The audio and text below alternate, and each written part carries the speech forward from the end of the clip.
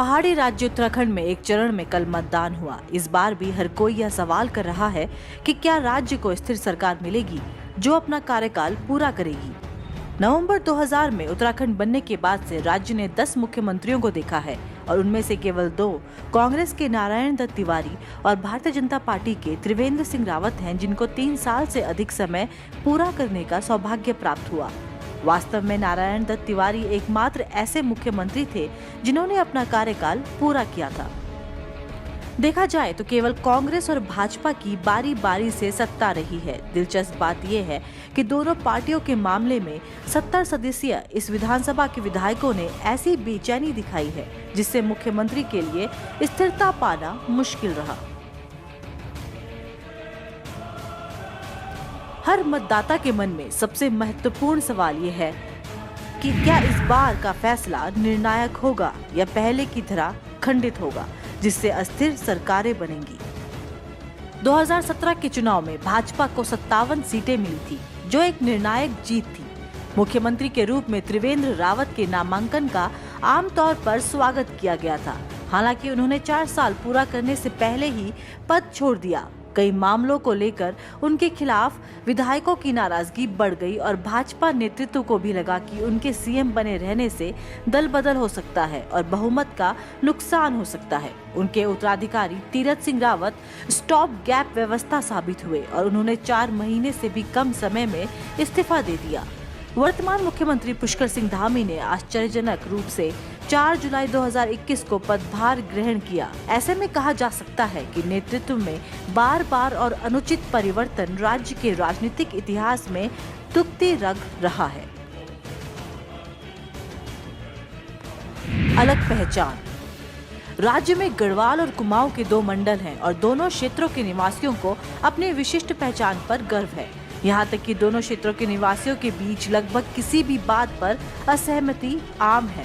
इस तथ्य के बावजूद कि धार्मिक तीर्थ यात्रा और पर्यटन राज्य की अर्थव्यवस्था के मुख्य आधार हैं, राजनीतिक अस्थिरता क्षेत्रीय असमानता के मुद्दों से उपजी है।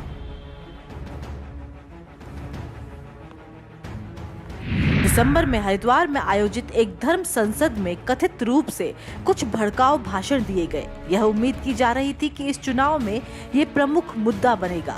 कांग्रेस इसे भुनाएगी। दिलचस्प बात यह है कि चुनाव प्रचार में इस मुद्दे का जिक्र तक नहीं किया गया। कांग्रेस और राज्य की राजनीति में प्रवेश करने वाली आम आदमी पार्टी दोनों ने धर्म संसद को बड़ा मुद्दा बनाने से परहेज किया। कांग्रेस और आप ने चुनाव प्रचार में भ्रष्टाचार, रोजगार सृजन, शिक्षा, स्वास्थ्य, बुनियादी ढांचा और प्रदूषण जैसे मुद्दे उठाए। प्रधानमंत्री नरेंद्र मोदी ने राज्य के दौरे के दौरान जनरल बिपिन रावत के पहाड़ी गौरव का आह्वान किया था। आप नेता अरविंद केजरीवाल ने चुनाव प्रचार के दौरान कहा था कि राज्य कांग्रेस और भाजपा दोनों की वजह से राज्य में अस्थिरता से तंग आ चुका है। उन्होंने कहा था कि आप महिलाओं को 1000 रुपए, सभी बेरोजगार युवाओं को 5000 रुपए के मासिक भत्ते जैसी रियायतों, 1 लाख नौकरियों का सृजन कर राज्य की दशा बदल सकती है। उत्तराखंड यूपी से अलग होकर साल 2000 में अलग राज्य बना। इस पहाड़ी राज्य में सोशल इंजीनियरिंग एक प्रमुख राजनीतिक कवायद नहीं है। मुस्लिम आबादी कम है और कुछ जिलों तक ही सीमित है। 20% से भी कम आबादी दलित है। राज्य पूरी दुनिया में हिंदुओं के प्रमुख धार्मिक स्थलों के लिए प्रसिद्ध है, इसलिए धार्मिक ध्रुवीकरण चुनाव में तर्कसंगत नहीं लगता। पिछले चुनाव में जातिगत पहचान ने भी बहुत कम भूमिका निभाई। बहुजन समाज पार्टी ने दलित आबादी के बीच समर्थन तलाशने की कोशिश की, लेकिन कामयाब नहीं हुई। कांग्रेस और भाजपा दोनों एक ही रास्ते पर चल रहे हैं, एक ही रणनीति अपना रहे हैं और एक ही तरह की राजनीति कर रहे हैं। दोनों पार्टियां अंतर्कलह और विद्रोह से जूझ रही हैं, जिसको लेकर निर्णायक नेतृत्व की कमी देखी जा रही है।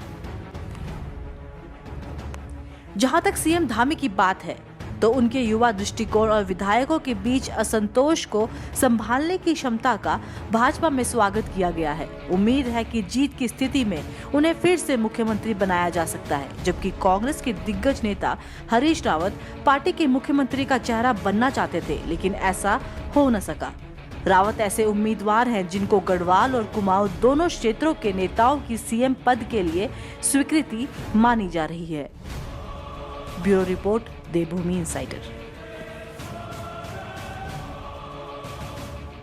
आज ही डाउनलोड करें देवभूमि इनसाइडर ऐप।